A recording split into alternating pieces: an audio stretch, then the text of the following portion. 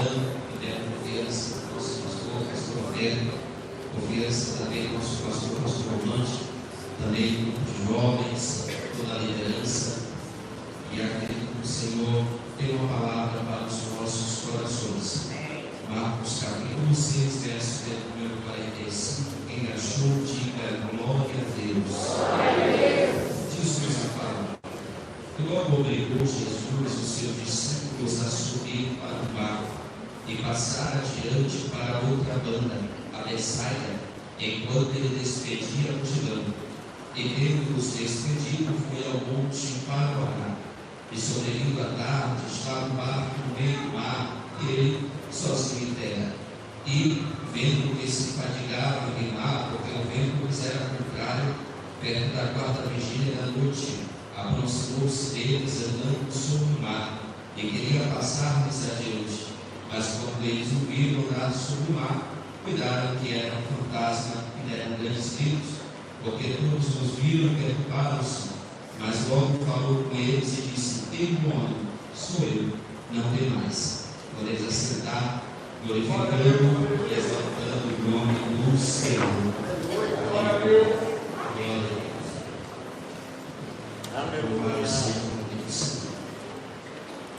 Meus irmãos, esse texto é bastante conhecido, e acredito que se fosse perguntar aos amados, os irmãos poderiam falar de cor e saltear eles. Eu creio que o Senhor tem algo especial para nos revelar através da sua santa palavra. Mas precisamos entender em que contexto Jesus estava. Se você vê alguns textos anteriores, Jesus recebe uma notícia trágica, uma notícia ruim. Ele acaba de saber que o seu primo João Batista já estava morto. Jesus faz um convite, Marcos mesmo faz questão de mencionar no verso número 31 do capítulo número 6. Ele chama os seus discípulos para ir um lugar à parte, um lugar deserto, e ele tem um objetivo muito peculiar. Jesus quer descansar juntamente com eles. Jesus quer receber uma notícia às suas baterias, afinal de contas, bem desagradável e com certeza deixaria qualquer um triste. A proposta é boa, a proposta é ótima. Os discípulos com certeza ficam alegres em saber que Jesus quer realmente descansar. Marcos fala o motivo porque o mestre quer recarregar as energias. O texto vai dizer que eles não tinham tempo nem de comer. Tamanha multidão afluía e chegava para ouvir Jesus. Jesus ele vai e sobe no barco juntamente com seus irmãos para um lugar deserto, um lugar à parte, mas não adiantou muito não. A multidão avistou o mestre e começou a segui-lo. Alguns, você vai perceber que chegaram primeiro, que já estavam lá aguardando o mestre. Quando Jesus vai descendo do barco, olha aquela multidão ansiosa, anelando ouvir uma palavra, e ele se move de íntima compaixão, porque eles andavam como ovelhas desgarradas que não tinham pastor.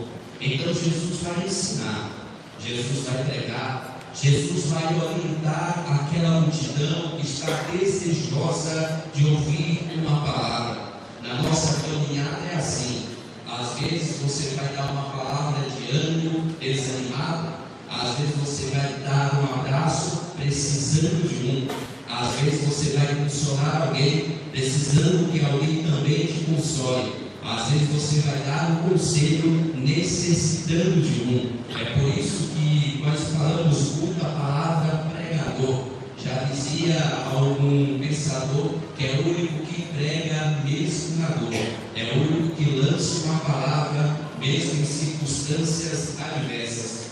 Jesus está ensinando a multidão, mas lá não tinha holofotes, lá não tinha um lugar, um palco, luzes, ou mesmo aquela multidão afluindo só para ver alguém famoso e alguém que estava em alta. A questão não era o lugar, era quem estava naquele lugar. é deserto, é verdade, mas Jesus estava lá. É árido, é verdade, mas o mestre estava a ensinar. É conturbado, é complicado, é verdade, mas Jesus estava falando. E aonde Jesus está, pode ser o lugar mais inóspito possível. A presença dele nós podemos sentir. A presença dele nós podemos ser.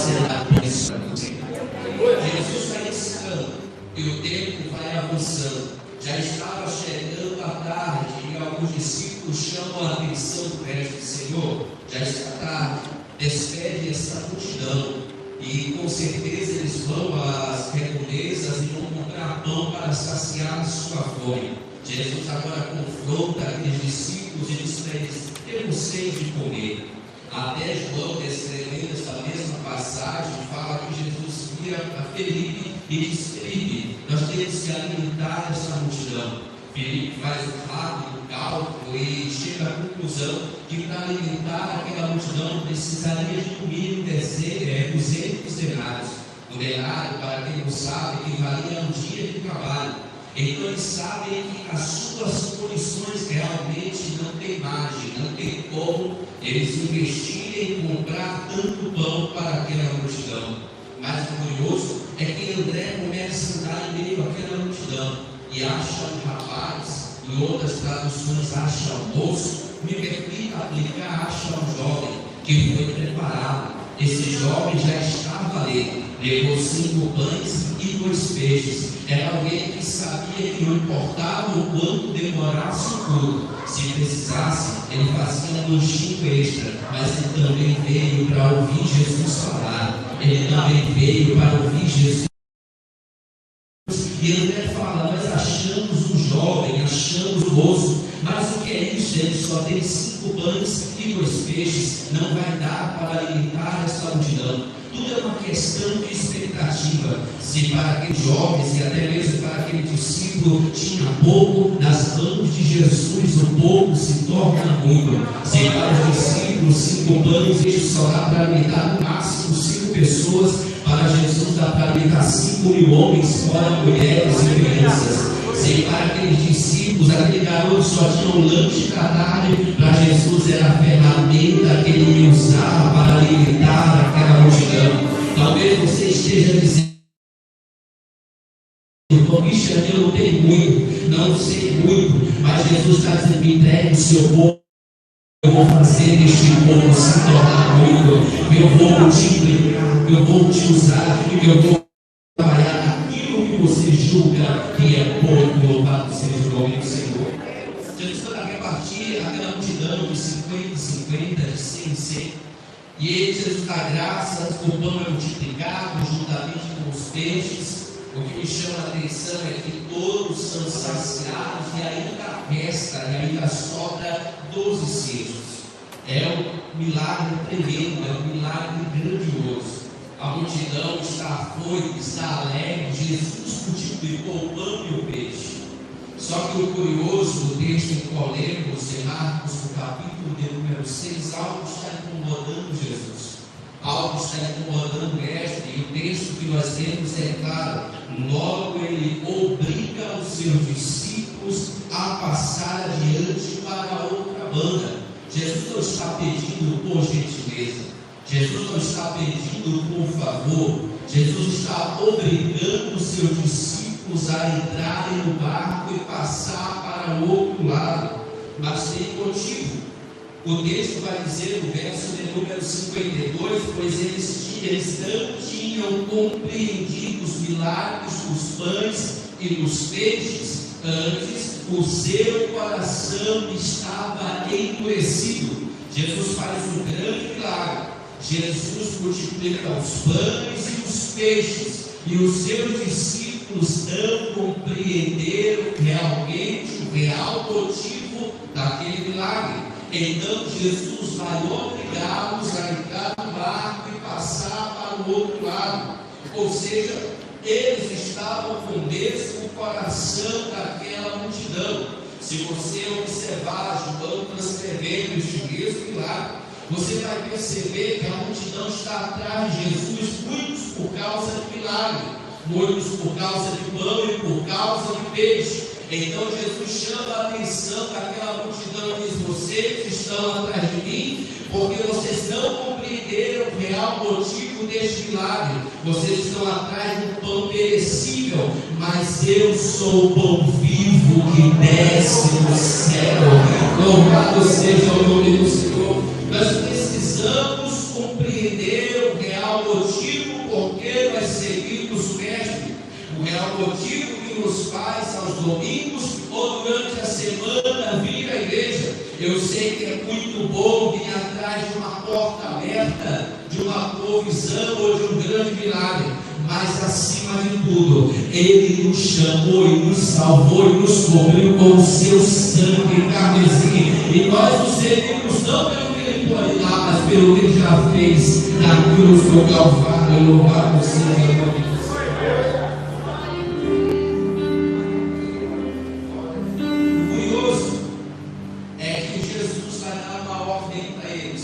Entrarem no barco e passar para o outro lado. Jesus sabe muito bem o que vai acontecer. Jesus sabe muito bem o que está aguardando, esperando eles. Uma grande tempestade. Eles não sabem ainda, mas vão enfrentar um tempo adverso, um tempo complexo, uma dificuldade sem tamanho. Mas o que eu mais gosto é que o fato da gente entrar com Jesus não nos isenta de perigos difíceis, não nos isenta de tempestade, não nos isenta de dificuldades, mas há uma garantia que em meio aos problemas Ele vai estar juntamente conosco todos os dias. Se você recebeu uma ordenança dele, fique tranquilo, o mar pode estar revolto, mas Ele garante que o seu barco não vai afundar, que você vai permanecer firme e vai conseguir suportar. Aleluia, louvado seja o nome do Senhor. Temos que aprender que as tempestades da nossa vida, elas são pedagógicas. As tempestades vêm como efeito de nos ensinar, de trabalhar as nossas mais diversas dificuldades. O interessante é que os discípulos já estão no meio do mar e a tempestade se levanta contra eles. Alguém poderia apontar, levantar a mão esta noite e dizer: que mais boa parte daqueles discípulos são pescadores, de fato, viveram, conhecem o mar lá da Galileia, sabem, já enfrentaram muitas e diversas tempestades. Só que essa tempestade aqui é diferente. Essa tempestade aqui, eles estão queimando, estão lutando, estão batalhando e estão ficando fatigados, não estão conseguindo superar e não estão conseguindo resistir a este período complexo. Ora, com certeza, se você pudesse perguntar em meio àquela turbulência, em meio àquele dilema para os discípulos, a vontade deles era chegar do outro lado, a vontade deles era não estar mais naquele mar, a vontade deles era não enfrentar aquele período adverso. Certamente alguém diria: eu quero chegar o mais rápido possível em terra firme. Mas só que na perspectiva de Jesus era trabalhar os corações deles que estavam endurecidos, pois não sabiam, ainda não compreendiam quem estava de fato andando com eles, quem estava de fato do lado deles. Me permita te falar, às vezes Jesus permite a gente passar por tempos difíceis, tempos complexos, para a gente realmente abrir os olhos espirituais e ver quem de fato Ele é, e ver quem de fato nós estamos servindo, e ter experiências maiores com o Senhor Jesus. Mas o que eu mais me alegro é que, embora este período difícil, a Bíblia diz no verso de número 48, e vendo que se fadigava, quem estava vendo? Jesus estava vendo eles lutando lá no meio do mar. Quem estava de olho, olhando eles remando, lutando para que o barco não afundasse, era o Senhor Jesus, que estava vislumbrando a luta deles. Eu tenho a palavra de Deus neste domingo para a sua vida. Jesus está olhando essa tempestade que você está enfrentando. Jesus está está olhando essa dificuldade, o texto é claro, Jesus estava com os olhos fitos dele. Você não está só, Jesus está de olho e contemplando você enfrentar esse problema. O salmista, no Salmo de número 121, verso de número 4, diz que eis que não tosquenejará e nem dormirá o guarda de Israel. Tem uma outra versão que diz que de maneira nenhuma ele não cochila nem dorme, mas está com os olhos fitos naqueles que ouvem o seu nome. Jó capítulo 28, verso de número 24, pois ele enxerga até os confins da terra, tudo que está debaixo dos céus. 1 Pedro capítulo 3, verso de número 12, porque os olhos do Senhor estão sobre os justos e os seus ouvidos atentos à sua oração. Jesus está te vendo, Jesus está de olho nessa sua dificuldade. Oh glória, aleluia.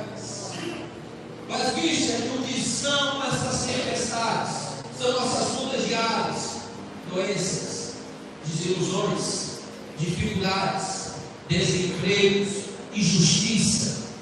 Só que essa tempestade é diferente, porque a primeira vez a morte não te dá o que nós pensamos.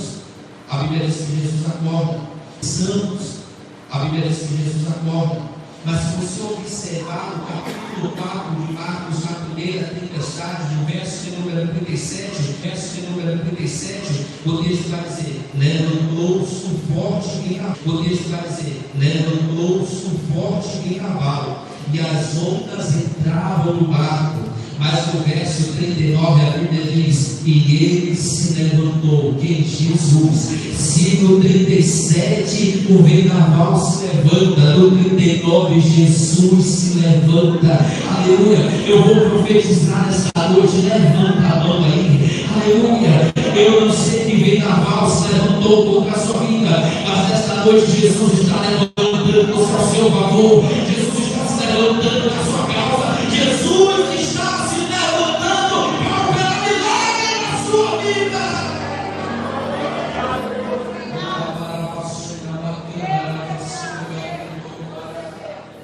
Não tem tempestade que resista quando Ele se levanta. Tem momentos que nós vamos sentir o mestre bem próximo. Tem momentos é como se fosse na primeira tempestade. Jesus está lá no mar. Nós podemos facilmente acioná-lo. Mas tem outras que ele parece que vai estar distante, mas só parece, porque Jeremias diz que ele é o Deus de perto e também é o Deus de longe.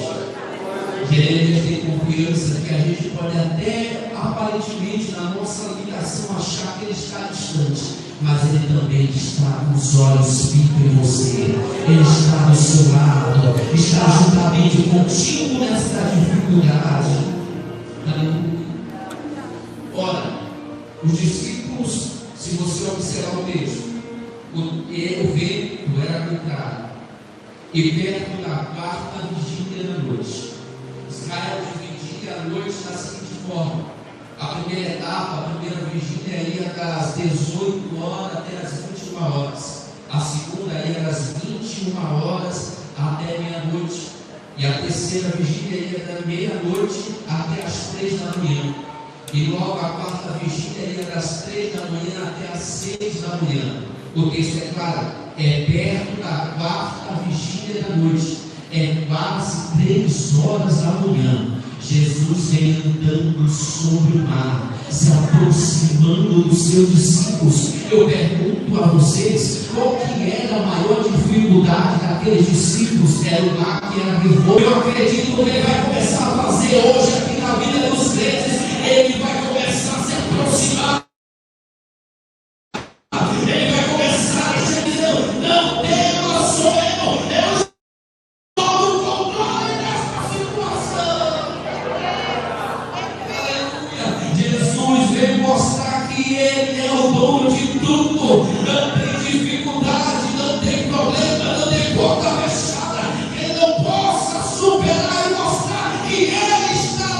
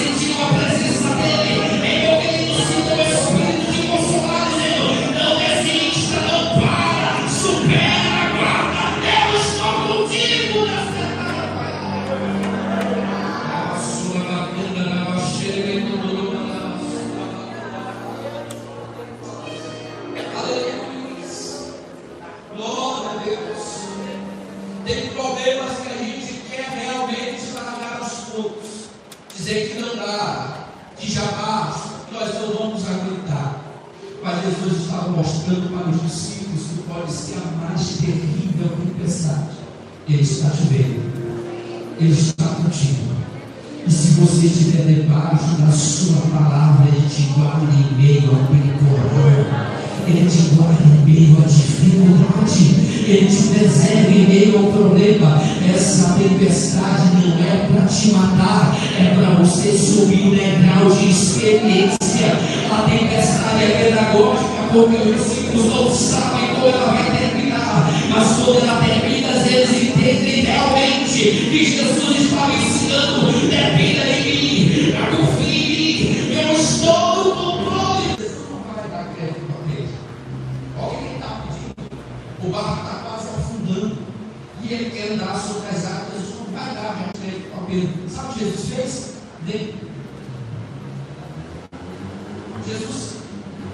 Jesus, Pedro dá ideia, Jesus vem.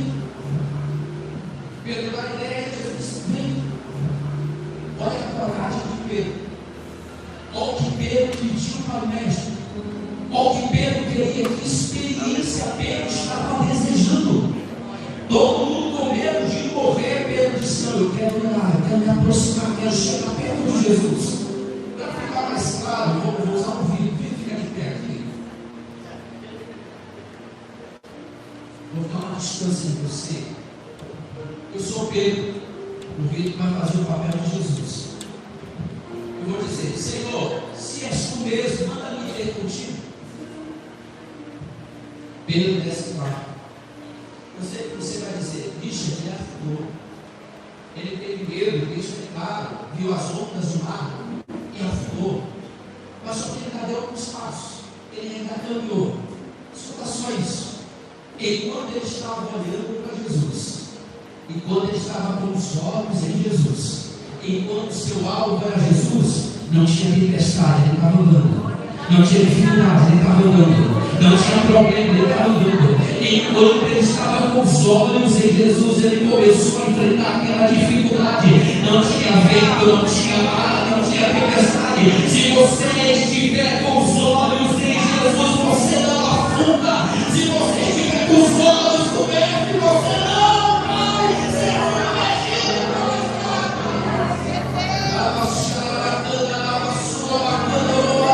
Fique com os olhos no Senhor Jesus, que você vai enfrentar essa dificuldade, que você vai enfrentar essa tempestade.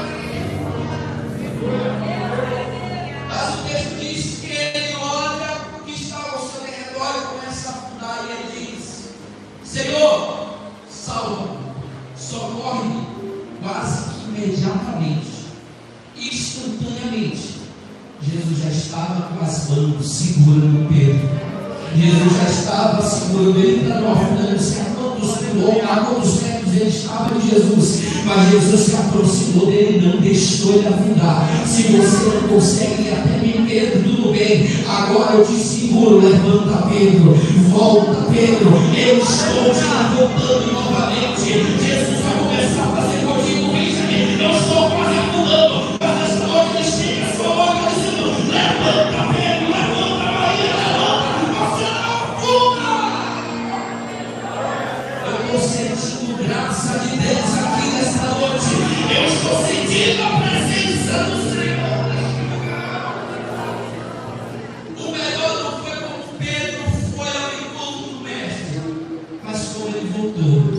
Porque agora Jesus segura a mão de Pedro, e agora onde Jesus pisa, Pedro também está pisando. Está voltando, andando sobre as águas com o mestre. Você pode até não ter forças, mas hoje ele pega na tua mão e está dizendo: eu vou contigo, eu estou andando contigo, eu estou solucionando essa dificuldade, eu estou voltando em meio à tempestade, e você não afunda. O que me chama a atenção é que quando Jesus entra no carro, a tempestade cessa, o vento para e tudo se acalma novamente. Porque lá primeiro ele já tinha dado uma palavra para o vento, para o mar, para a dificuldade. E ele dá só uma palavra. Quando ele volta para o barco, o problema já reconhece que quem está lá no barco é maior do que o mar. É maior do que a tempestade, é maior do que o problema, é maior do que todas as dificuldades. Fica de pé em nome de Jesus.